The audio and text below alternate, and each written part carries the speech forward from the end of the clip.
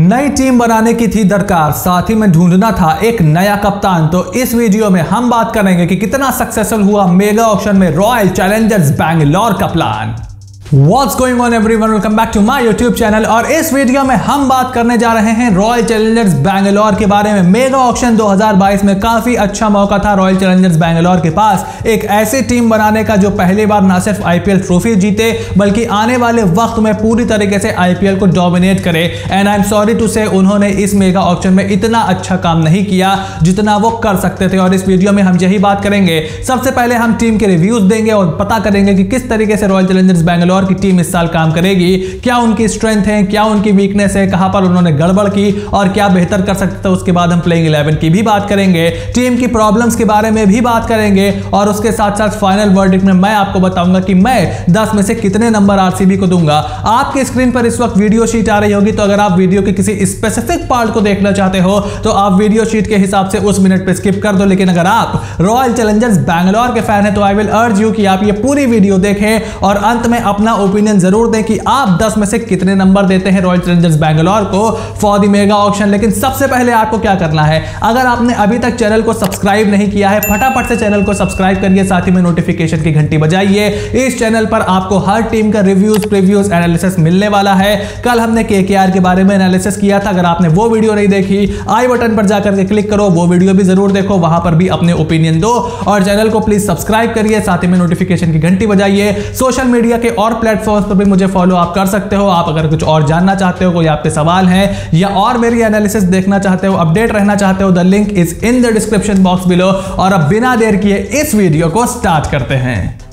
तो mega auction से पहले जब रॉयल चैलेंजर्स बैंगलोर की रिटेंशन लिस्ट आई थी और उसमें उन्होंने विराट कोहली, ग्लेन मैक्सवेल के साथ मोहम्मद सिराज को रिटेन किया था तो मैं बड़ा खुश हुआ था। मेरे हिसाब से वो एक अच्छा डिसीजन था और वहां पर आरसीबी ने बढ़िया काम किया था और प्लेयर्स को पैसे भी परफेक्टली दिए थे। सिराज को 7 करोड़ दिए थे, मैक्सवेल को 11 करोड़ दिए थे और विराट कोहली को 15 करोड़। लेकिन उसके बाद जो टॉप बाइज रही इस मेगा ऑक्शन में रॉयल चैलेंजर्स बैंगलोर की, अगर हम उसके बारे में बात करें तो सबसे पहले उन्होंने फाफ डु प्लेसी को खरीदा मार्की प्लेयर्स के लिस्ट में से 7 करोड़ में। हर्षल पटेल पर उन्होंने 10 करोड़ 75 लाख खर्च किए। वनिंदु हसरंगा पर 10 करोड़ 75 लाख खर्च कर दिए और जॉश हेजलवुड को भी 7 करोड़ 75 लाख में उन्होंने खरीद लिया। तो मार्की प्लेयर्स में से और बाकी प्लेयर्स में से जो भी उन्होंने टीम उठाई है मेरे हिसाब से this is a little bit to costly. खास करके वनिंदु हसरंगा पर अगर आपने 11.25 करोड़ रुपए खर्च कर दिए, वनिंदु हसरंगा पर अगर आप एज अ बॉलर इतना ज्यादा बेट लगा रहे हो, पिछली बार आपने उनको लिया था 2 खराब मैच के बाद आपने उन्हें ड्रॉप कर दिया था,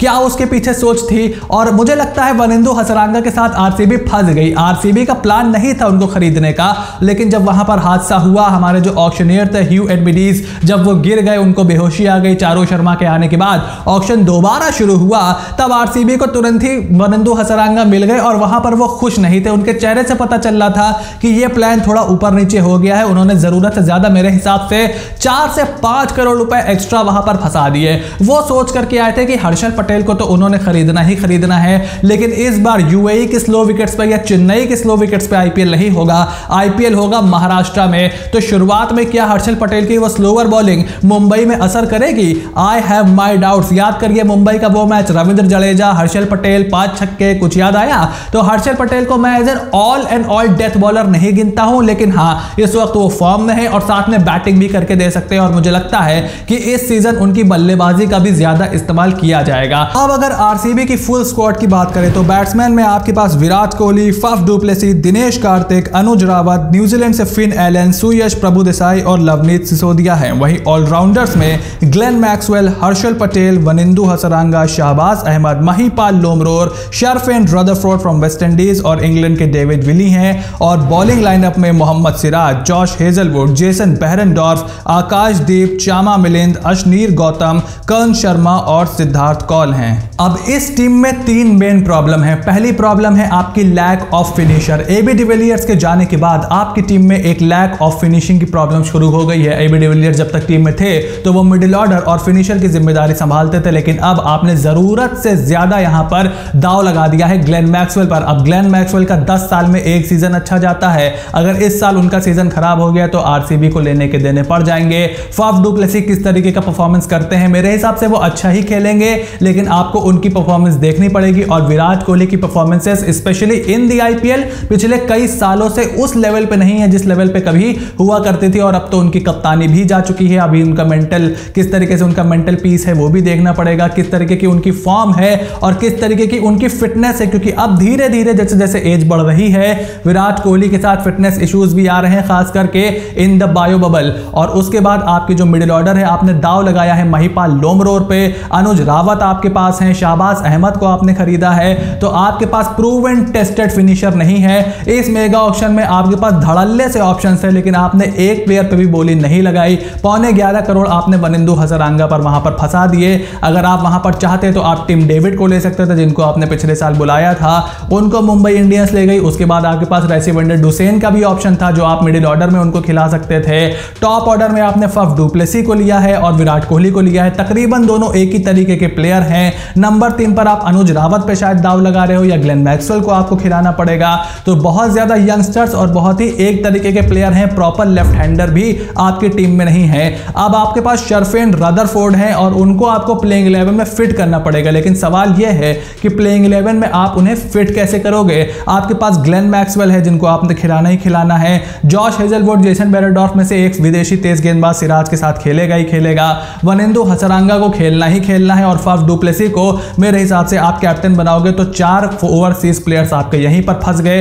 अब आपको अगर शर्फेन रदरफोर्ड को खिलाना है तो या तो आप कंप्लीट इंडियन बॉलिंग के साथ जाओ और खूब सारी मार खाओ, और या तो फिर आपकी बैटिंग कमजोर हो जाएगी। सेकंड प्रॉब्लम भी रॉयल चैलेंजर्स बैंगलोर की पहली प्रॉब्लम से कनेक्टेड है और वो है मिडिल ऑर्डर। आपके पास मिडिल ऑर्डर में ग्लेन मैक्सवेल है, महिपाल लोमरोर है और शाहबाज अहमद है। इन्हीं प्लेयर्स के साथ आपको मिडिल ऑर्डर में खेलना है, या फिर आप शर्फेन रदरफोर्ड को खिलाओ तो फिर वही प्रॉब्लम आकर के खड़ी हो जाएगी कि आप ओवरसीज में किस बॉलर को खिलाओगे। तो मिडिल ऑर्डर की फॉर्म पर भी डिपेंड आप हो, ग्लेन मैक्सवेल की फॉर्म पर बहुत ही ज्यादा डिपेंड हो, और उसके साथ साथ आप यंगस्टर्स पर बहुत ज्यादा डिपेंड हो, जिन्होंने पूरा आईपीएल सीजन तो छोड़िए, आधा आईपीएल सीजन भी कभी अच्छा नहीं खेला है। और आपको उन्हें खिलाना भी पड़ेगा, क्योंकि आप ऑलराउंडर्स की तलाश में हो। तो आपने ऑलराउंडर्स पर भी बोली नहीं लगाई। जिस तरीके से हमने देखा दिल्ली कैपिटल्स लेकर के गई या लखनऊ सुपर जायंट्स लेकर के गई, वहां पर भी आप चूक गए और आपने वहां पर एक proper Indian left handing batsman के साथ साथ प्रॉपर मिडिल ऑर्डर बैट्समैन भी पिक नहीं किए, जो कि इस प्रॉब्लम का आपके पास सोल्यूशन हो सकता था। लेकिन फिलहाल मिडिल ऑर्डर में अब आपने ग्लेन मैक्सवेल पर दाव लगाया है, और दुनिया के one of the most inconsistent batsman Glenn Maxwell पर अगर आप दाव लगाते हो तो आप खुद ही समझो कि आपकी जो टीम है वो कहां खड़ी है।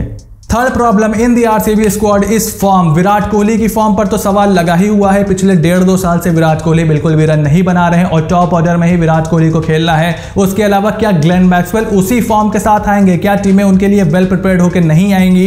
ये भी आपको सोचना है। नीचे आपके पास प्लेयर है नहीं शर्फेन रदरफोर्ड के अलावा। उसके बाद आपकी बॉलिंग भी किस तरीके की फॉर्म में है? सिराज की फिटनेस का क्या स्टेटस है? क्या हर्षल पटेल भारत के छोटे ग्राउंड में भी उस तरीके की बॉलिंग करेंगे, उस तरीके से सक्सेसफुल होंगे जहां वो चेन्नई की स्लो विकेट्स या यूएई की स्लो विकेट्स पे हुए थे? जॉश हेजलवुड डेथ में बॉलिंग नहीं कर सकते। जेसन बेरेंडॉर्फ की डेथ बॉलिंग पर अभी भी सवाल है।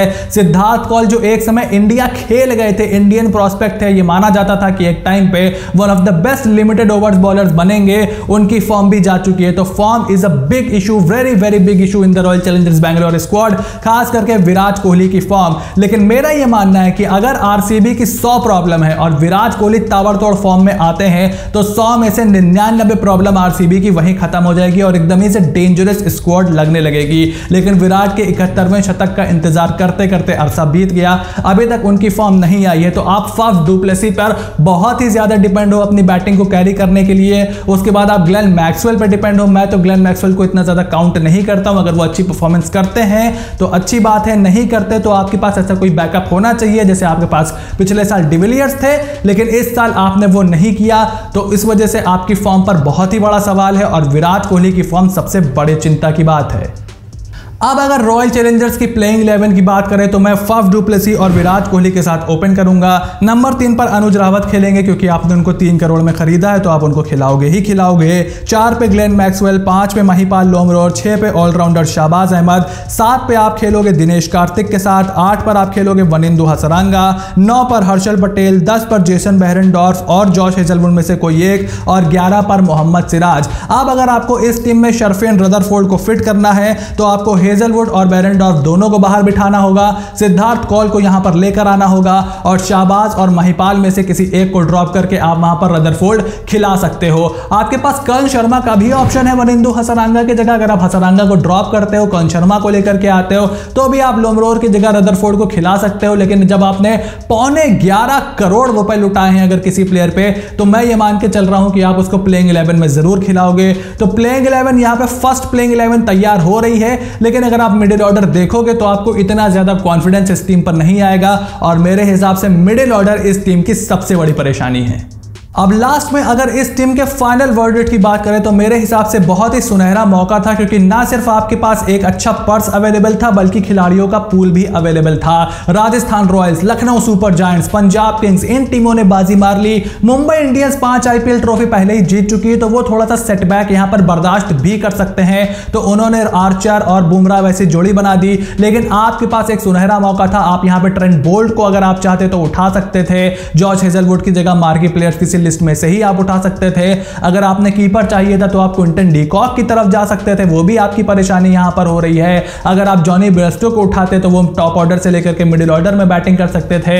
अगर आपको स्पेशलिस्ट मिडिल ऑर्डर चाहिए था तो रेसिवेंडर डुसेन को आप उठा सकते थे। रॉबमन पॉवल की तरफ आप जा सकते थे। आप जिमी नीशम तक को अपनी टीम में ले सकते थे बहुत ही सस्ते में, लेकिन आपने वो सारे ऑप्शंस यहां पर गवा दिए। अब आपके पास मिडिल ऑर्डर की बड़ी परेशानी तो है ही, साथ ही में मोहम्मद सिराज और हर्षल पटेल जैसा अगर कोई एक बंदा भी इंजर्ड होता है तो आप सिद्धार्थ कौल के पास जाना पड़ेगा आपको, उससे आपके टीम का बैलेंस भी डिस्टर्ब होगा। तो मेरे हिसाब से क्योंकि मौका था, क्योंकि आपको नया कप्तान भी बनाना था, प्लेयर्स अवेलेबल थे, आपने वो नहीं किया, तो मेरे हिसाब से 10 में से 4 नंबर सिर्फ मिलते हैं रॉयल चैलेंजर्स बैंगलोर को। बहुत ही पुअर ऑप्शन गया है मेरे हिसाब से।